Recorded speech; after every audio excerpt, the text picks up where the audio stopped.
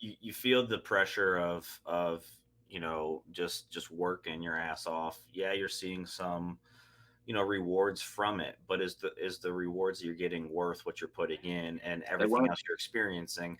So now you come to a pivotal point, of making a decision. And I'm always curious why people choose to get into real estate. Yeah, I 100%. I can tell you to a T what it was. I started Googling ways to get out of your job or ways to not have to work every second of your life.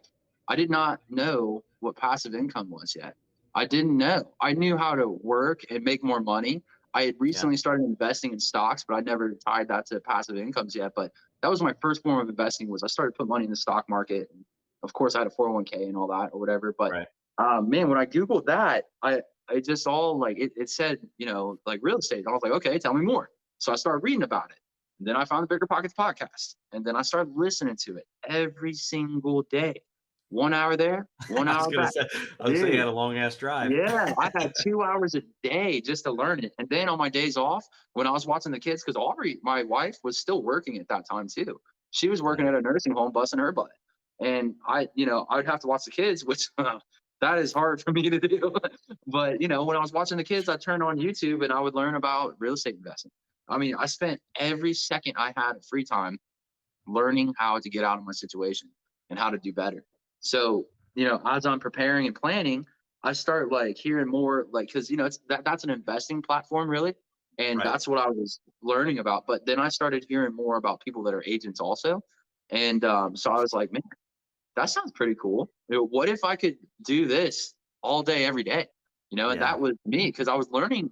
I was loving what I was learning.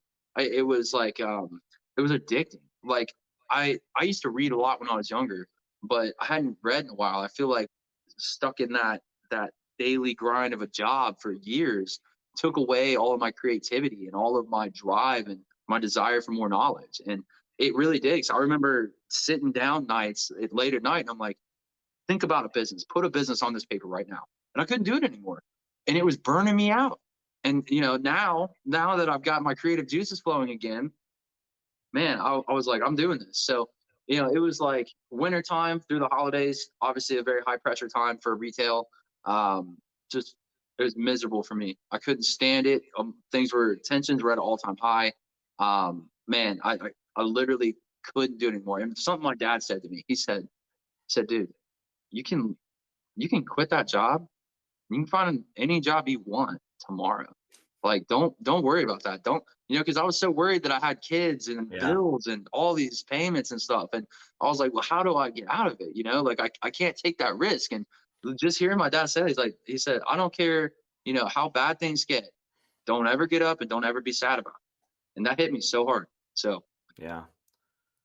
Yeah, no, that's it's I think a lot of people just get caught into that rat race, and they don't think there's an exit strategy. And it's funny you bring that up because I was listening to a podcast on my way up to I think it was on my way up to my mom's or on my way back from my mom's for Christmas, and 3 hours in the car, and Anna's normally sleeping, so it's just me and hanging out by myself. But Ryan Stewman was talking about when everyone got laid off or got shut down for COVID, everyone went after and did their side hustles, right, to make yeah, ends meet, and they were selling, bracelets, and they were selling clothes, and they were selling T-shirts, and they were just, wheeling and dealing to yeah, make money because they didn't have any other options. And he was talking about how now that companies want them to come back to work, well, they already learned how to go out and make the money that they were making at their job.